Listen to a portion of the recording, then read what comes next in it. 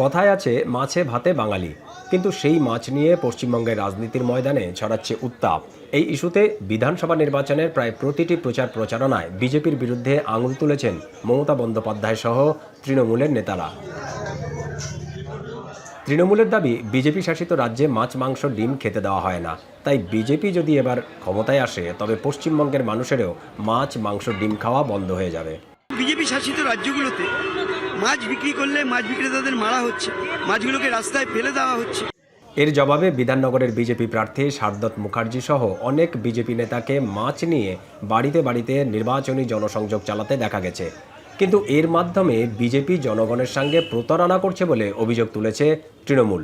বাড়ির লোক দরজা খুলেও দরজা বন্ধ করে দিচ্ছে, বাবা একটু সরে যাও, একটা পচা মাছ নিয়ে এসছো, তুমি জানো না জ্যান্ত মাছ আনতে হয় বা একটা টাটকা মাছ কি হয়। অতএব বাঙালি ছলনা পছন্দ করে না। এই অবস্থায় পশ্চিমবঙ্গের নির্বাচনী প্রচারণায় মমতাকে নিয়ে কটাক্ষ করেছেন বিজেপি শাসিত রাজ্য অসমের মুখ্যমন্ত্রী হিমন্ত বিশ্ব শর্মাও। ममता जी को बोलता हूं कि एक बार असम आइए, आपको भी मांस दिया जाएगा। দ্বিতীয় দফার নির্বাচন শুরুর 2 দিন আগে রোববার এই ইস্যুতে মমতাকে কটাক্ষ করতে ছাড়েনি বলিউড অভিনেতা বিজেপি নেতা মিঠুন চক্রবর্তীও। আমার তো সন্দেহ হয় উনি কি সত্যি ব্রাহ্মণ ঘরের মেয়ে। নির্বাচনের প্রচারে এসে প্রধানমন্ত্রী নরেন্দ্র মোদী নিজেই তৃণমূলকে নিশানা করায় মাছ নিয়ে রাজনৈতিক উত্তেজনার পারদ আরও বেড়ে যায়। তিনি বলেন, গত 15 বছরে মমতার সরকার পশ্চিমবঙ্গের মানুষকে মাছ দিতে পারেনি, চাহিদা মেটাতে মাছ আমদানি করতে হয়। মোদীর এই বক্তব্যের জেরে পাল্টা বক্তব্য রাখেন মমতাও।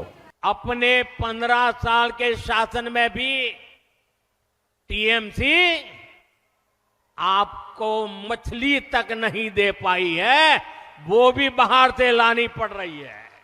কালকে মোদি বাবু মাছ ভাতের কথা বলছেন, লজ্জা করে না? বিজেপি রাজ্যে মাছের দোকান বন্ধ করে দিয়েছেন মেরে।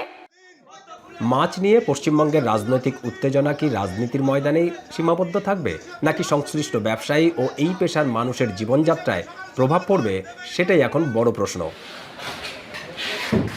দীপক দেবনাথ, এখন, কলকাতা।